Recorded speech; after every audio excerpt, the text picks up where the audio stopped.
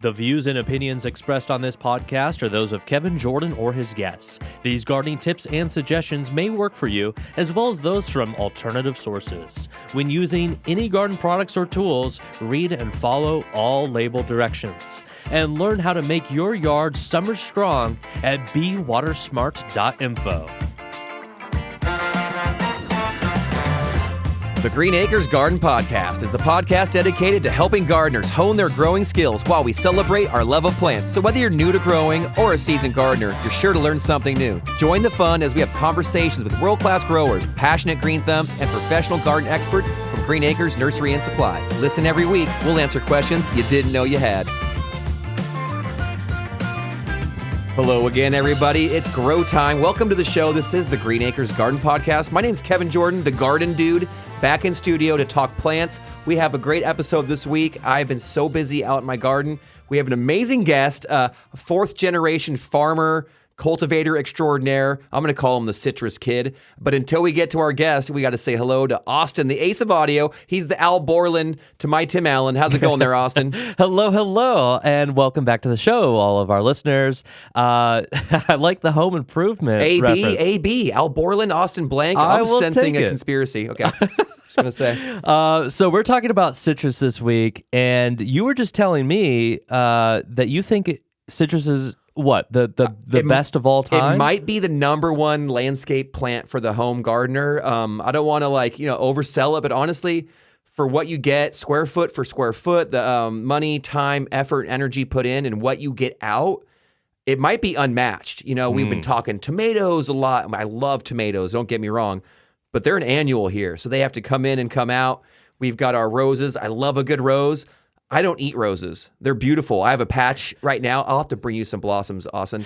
They're so beautiful, and some of them, the fragrance will knock your socks off. Some of them, no fragrance at all, just beautiful. Huh. But back to citrus, I can eat them, and they smell good like a rose. So let me list off all the awesome qualities of planting citrus. Okay. They're easy to cultivate and grow at home, right? Because they're hardy. They can tolerate longer periods without being super saturated. But they have blossoms that smell amazing. The fragrance, the fruit, they're evergreen. They're beautiful. They have structure that can be formed and manipulated. It goes on and on. And now you can get your hands on semi-dwarfs and kind of keep them at a manageable size. I love citrus. At my own personal home, I have a mandarin tree. I have a Caracara orange that actually I grafted a mandarin to it. So it's like 2/3 Caracara, 1/3 Very cool. Owari Satsuma. I've got a lime tree. And we have a little lemon tree in the backyard. So this is a topic for me personally, Austin, I can get behind because I grow them in my own home. But in the school garden, I think there should be an orchard of citrus trees in every school. Not only just a school garden, but like if every school is going to start having food and grow things, start with citrus trees. So I'm just going to say that right now. I like for that. For all those qualities I mentioned, plus they are usually ready to harvest when kids are in school. Boom, there we go. So there we go. So I love growing citrus, and we've got Aaron Dillon of Four Winds Nursery. He's been doing it their family has been over 4 generations, been rocking and rolling with citrus, growing and selling. And you were already familiar with this company, right?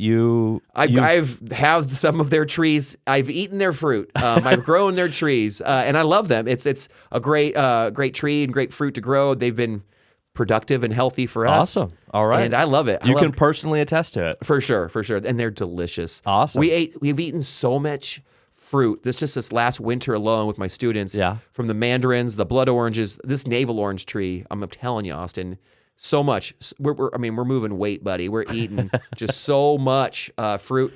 We have a Valencia orange tree that we kind of waited and let kind of sweeten up a little bit. They're still on the tree, and we're just now pulling them off and making juice. Kids are nibbling on them. Our lemon tree, it never stops. It's like the city it's like New York. It's like New York or whatever. It just never sleeps. The trees just keep producing. And so it'll be cool to learn from a pro, someone who's been doing it and actually is a true citrus professional. This is what they do. It's quite literally in his blood at this point. So I cannot wait to share this interview with people. Let's go ahead and go to that. We met with Aaron Dillon from Four Winds over Zoom. It was a blast to meet him, and we had a great informative talk with him, and I think you guys will have a lot to get out of this. So let's go ahead and jump into our interview with Aaron now. Here we go. Well, I'm here with Aaron Dillon. Aaron Dillon, how's it going? It is going great, Kevin. How are you doing? I'm doing great. And first of all, thank you so much for making time. You have come highly recommended. So many people have had a lot of great things to say about you. Our producer, Greg, for one. And so we're so lucky to have you. Now, I'm curious, can you tell our listeners a little bit about yourself? I'm probably growing some of your trees already right now, but I think some of our listeners might appreciate a little background on who you are and where you've come from a little bit. My name, like you said, is Aaron Dillon. I work for Four Winds Growers. We're a family citrus nursery. My sister Alexa and I are running the business. We are in the fourth generation. Our company is celebrating its 75th year in business. Congratulations. Yeah, thank you. I feel like it's quite an accomplishment. The company was started by my great-grandfather, whose name was Floyd Dillon, all the way back in 1949. Yeah, it's 75 years, four generations. The fact that you and your sister have teamed up on it, I mean, that's something remarkable. We're here to kind of pick your brain a little bit about citrus, something that, as a normie, me on the outside, I'm not like you, like a true pro. I love citrus. I think they are one of the most fantastic plants for a home gardener, a grower to kind of tap into. There's so many benefits, from the flowers and fragrance to just the beauty and the structure, not to mention the wonderful, abundant produce that they create. There's so much to really enjoy. What are your thoughts on citrus, and why should we all be considering growing them at our own gardens? Yeah, great question. So that's really the kind of history of our whole business. My great-grandfather, Floyd, when he moved out to California, his background was in retail sales. So he was always interested in trying to see what next season's, hot color was going to be, or the hot style was going to be. And he started looking for the Spolyard lemon tree to put in his yard. And, back in this time in the 40s, nobody was growing anything like it. And he thought, that's what people thought of when they thought of California at that time. California is famous for its citrus, and that if they could figure out how to put these trees on rootstocks that would keep them smaller, because traditional citrus production for farmers, you're trying to make really big trees, you're going to get lots of fruit off of them. Yeah, but for a backyard, you don't necessarily want that.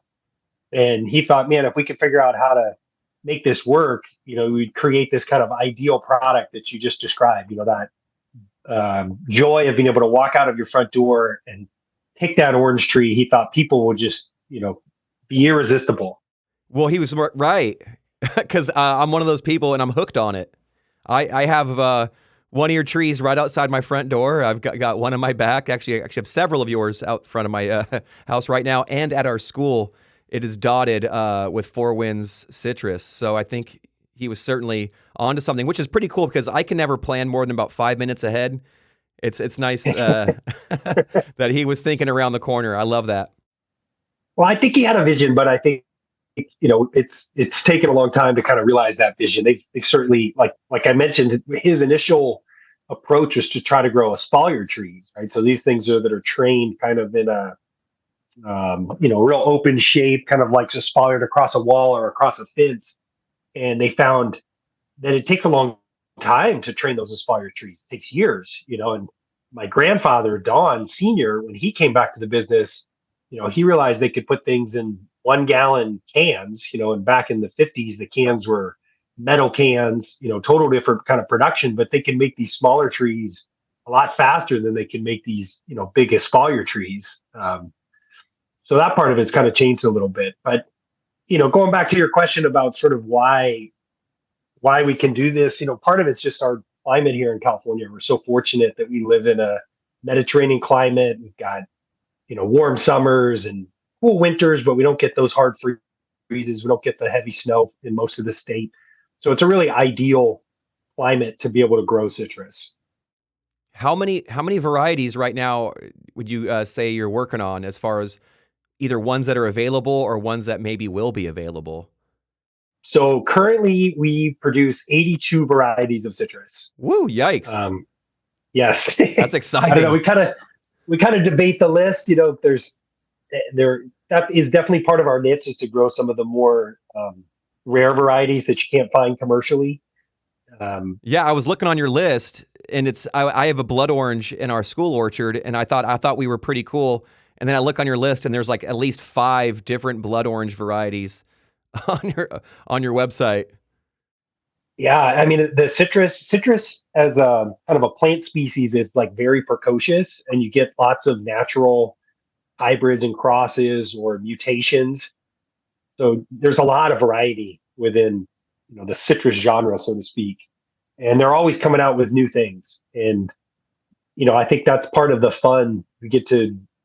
It's still the same today as it was back in the 40s and 50s when my grandfathers were getting started with this. You go to these experimental orchard blocks and you taste the fruit and you see what it tastes like. You kind of got to go back different times throughout the year and over the years to see how these varieties perform. So there's new stuff coming out all the time, and I think it's a matter of kind of trying to sort through all the noise and figure out which ones are going to be the best choices. I'm hooked on citrus. I gotta tell you, I gotta admit, I'm addicted a little bit. Mandarins, Owari Satsuma. I mean, come on. We had at our school, we just your basic Washington navel. We had a tree. I mean, it must have been 1,000 oranges on this one tree, and it's only 10 feet tall. It's incredible how abundant they are. But I'm curious as to which ones that really got your eye and have you excited. Yeah, you mentioned Sumo, so that's the variety. Sumo is the trade name, so that's what you're going to see the fruit sold in the grocery stores. But the variety is actually called Shiranui. So that's a mandarin from Japan, and big size, kind of like an orange, really easy to peel. I think that's probably one of the more popular varieties right now. In our world, where we are, selling trees primarily to people in their backyards, what we have found is it does take time, for the fruit to start showing up in grocery stores. When people can start purchasing the fruit, then there starts to be a lot of interest in the variety. There's certainly collectors out there who are looking for, things that you're not going to find in the grocery store, and there's a lot of good choices along those lines. I think one of the things we really look at are varieties that are going to have like very long seasons. For commercial, they're trying to hit the market, right? So they want to get fruit that's going to be ready, a week earlier than anything else. And, they're okay if they got to go in and pick the whole grove, all in one shot. But for us at the home, like you said, you get a tree and you get hundreds of pieces of fruit on it. You can't consume all of that in one sitting, right? So we want to have varieties that have kind of an extended season where that fruit's going to get to hang on the tree, for a good amount of time, so we can enjoy that, over the months. Preach. I love it. Yeah. So I think one of the mandarin varieties we really like is Gold Nugget. We grow that. We grow that one as well. The skin holds a little bit tighter, but God, the flavor is incredible. Absolutely. And you mentioned Owari Satsuma, so this is another one that's kind of a classic. You're going to get those in the winter, right? So those, yeah, they were spaced out a little bit, which kind of made it nice. The Satsuma came on a little early, and then that Gold Nugget, wow. I mean, and they were everywhere. I mean, there wasn't a limb on there that wasn't just covered in fruit. We were eating it for like a few months just to try to clear it. And this is teens, mind you. Teens.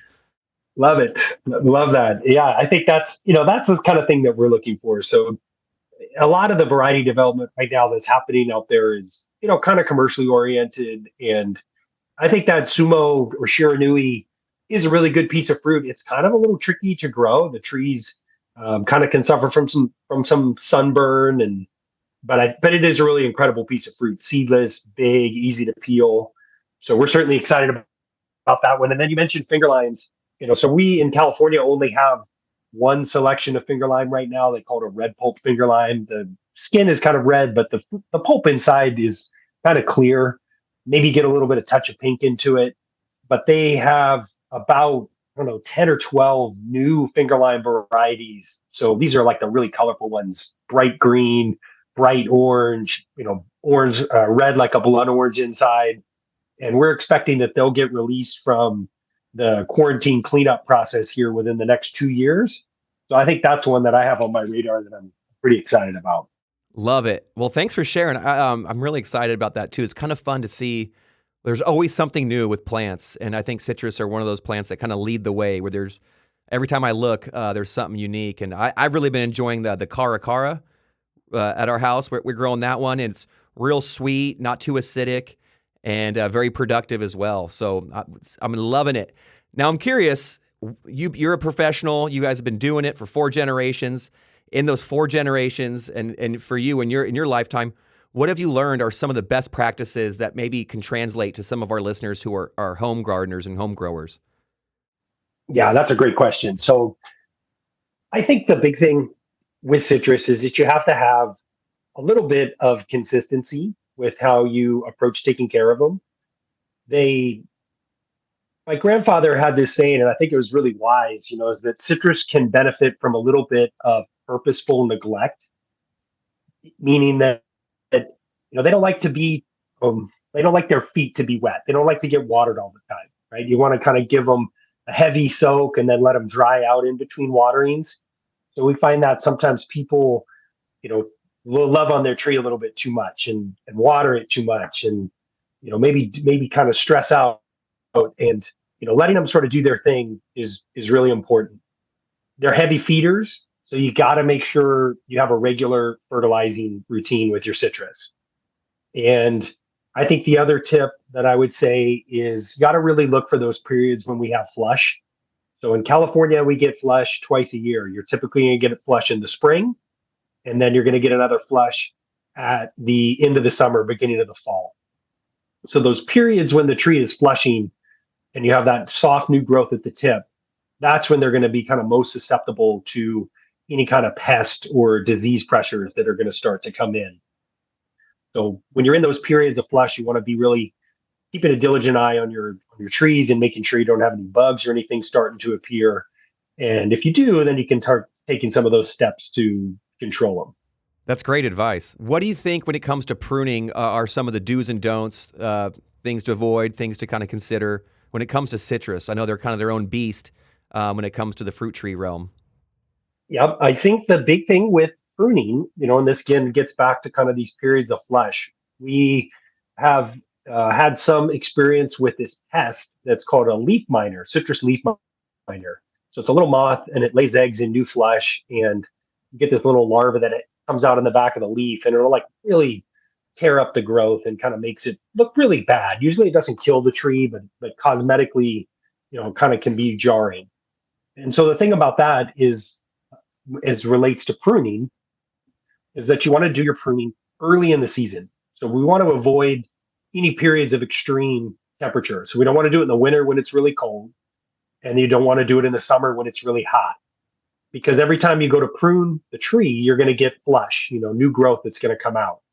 So if you do your pruning in spring, the growth is going to have a chance to harden off during the summer.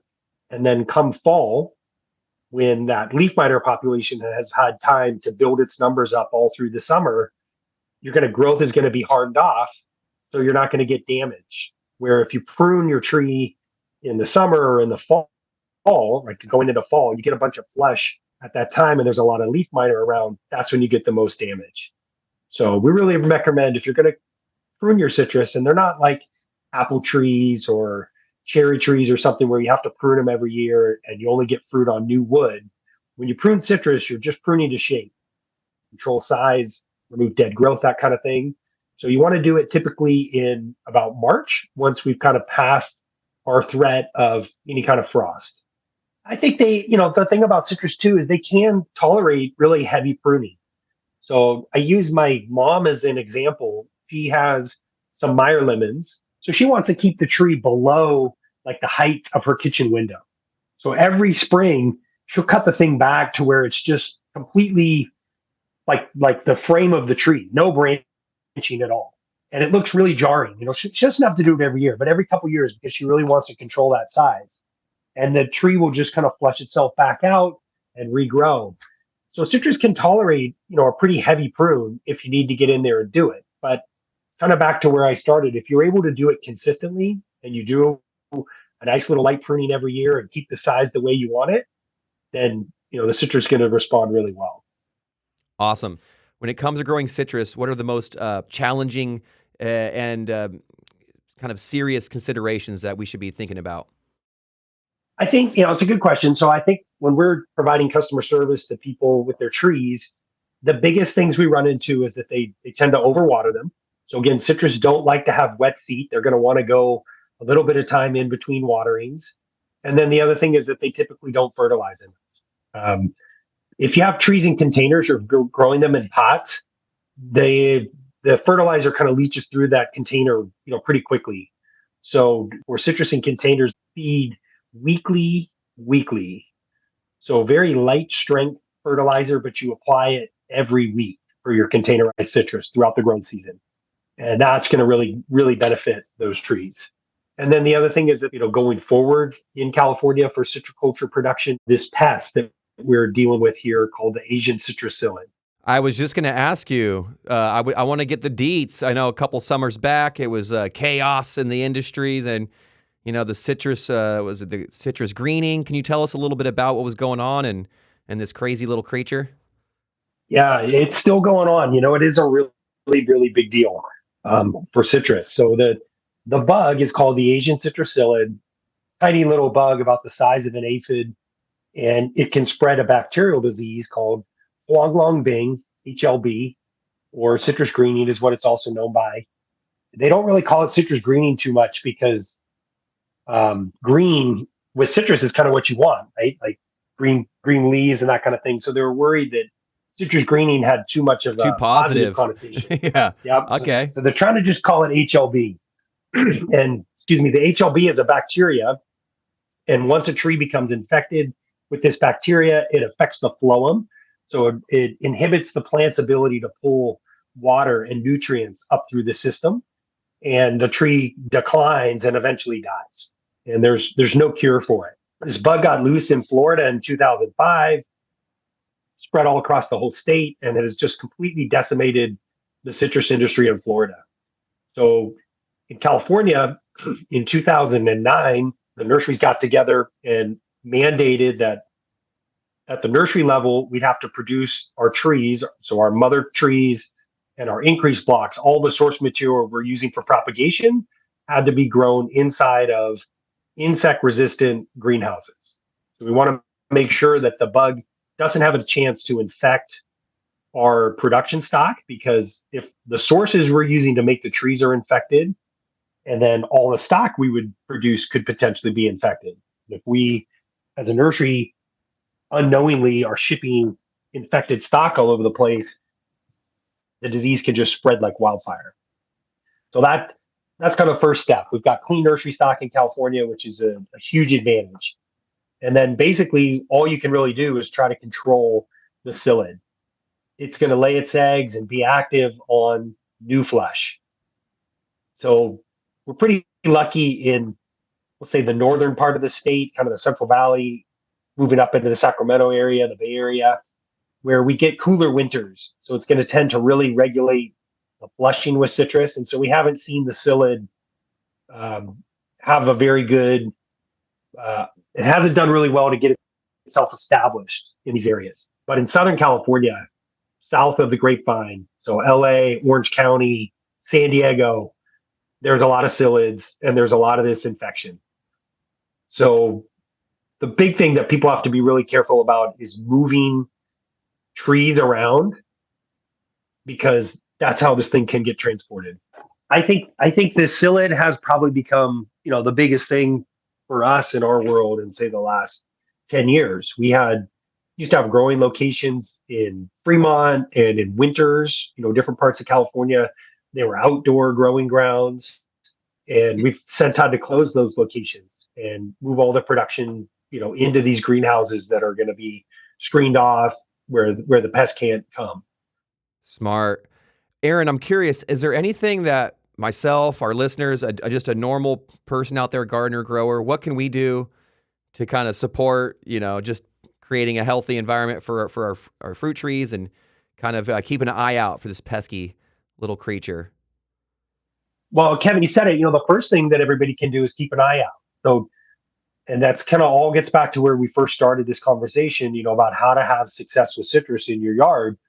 You have to have a little bit of kind of a regular schedule, right? Like it has to requires active participation on you as the grower to be successful. So if we're monitoring our trees and looking for signs of the pest, that's a great first place. There depending on where you are, there may be agricultural officials who may want to come into your yard and hang a trap or potentially take a look at your trees to see if they see any signs of this pest. So working with those agricultural officials in the event that they do show up is really important. And then I would say the other thing that is super important is that you want to make sure you source your trees, whether it's citrus or any other kind of fruit tree, from reputable nurseries like Green Acres, where they're buying from reputable growers like Four Winds, and that stock has been treated and inspected, and the chances of getting something on those trees when you purchase them is going to be next to none. If you buy trees from some guy off the side of the road, you just don't know really what you're getting. Well, I'm noticing now the trees are coming with like a tag that'll say, "Hey, this has been checked for citrus psyllad." Is that becoming a industry norm? Yeah, so that's required. So if we are going to ship into an area that has the way they have the rules set up is if they've ever found this Asian citrus psyllid in a county ever, then the county's quarantined. And so if we ship a tree into one of those areas, yeah, they're going to have either a blue or a yellow tag fixed to the tree so that we can track those shipments. So if there's an issue, we're able to have trace back, and we know, what lot it shipped in and where the tree came from. And then it has some information on there, which is really telling the consumer to be careful where they take the tree, right? Because we don't want to move these things from one area of quarantine into an area where there isn't. Aaron, one last time, I'm curious for our listeners, give us one final battle cry for why citrus they just rock in the home garden. So I think the reason that citrus rocks so much in the home garden is they're just so versatile. You have this beautiful plant which meets these various criteria for what you want to get out of the landscape.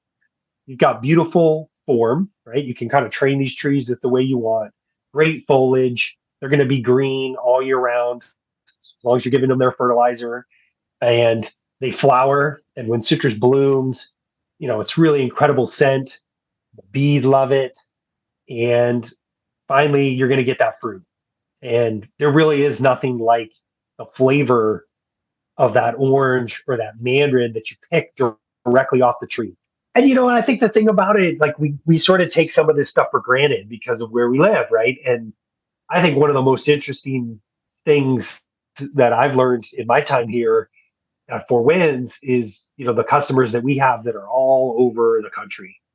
We have people growing citrus trees in Minneapolis, in Chicago, and the lengths that they've got to go through to try to get these trees to produce and get some fruit. It's a real labor of love on their part. They got to set up grow lights in the winter, and you got to bring the trees in and out. So the fact that we can have these things in our yards year round, and with the right variety selection, like you're saying, a Wari, early mandarin, you get a clementine, it's kind of like a mid, you get a gold nugget late. I mean, you can have fresh mandarins 6 or 7 months out of the year. So I don't know how many things we have fruit wise out there that give you that kind of diversity, seasonality, and really just, again, that beauty and beautiful form in the landscape. Well, Aaron Dillon of Four Winds Nursery, thank you so much for your time. Please give it a plug. How can the good people look you up and find more information about what you guys do there at Four Winds? Yeah, so you can check out our website is fourwindsgrowers.com. It's all spelled out, and that's where we've got all our information. And then we sell, like we say, to Green Acres, and we service kind of good, reputable, independent garden centers all throughout Northern California. We really try to make the website available to people who are in areas where they can't go to a garden center, but we really encourage people to go to their local garden center and purchase from them locally, and support great businesses like you guys. We appreciate it. Well, thanks so much, Aaron. We wish you an amazing season. Congrats on the 75 years. Here's to 75 more and another 4 generations. Good luck to you, Aaron. Thank you so much for your time. We really appreciate it. Well, Kevin, thank you so much for having me. I really enjoyed having this opportunity to talk to you guys about citrus, and hopefully we can connect again. For sure. Thank you so much. We really appreciate it. All right. Thank you.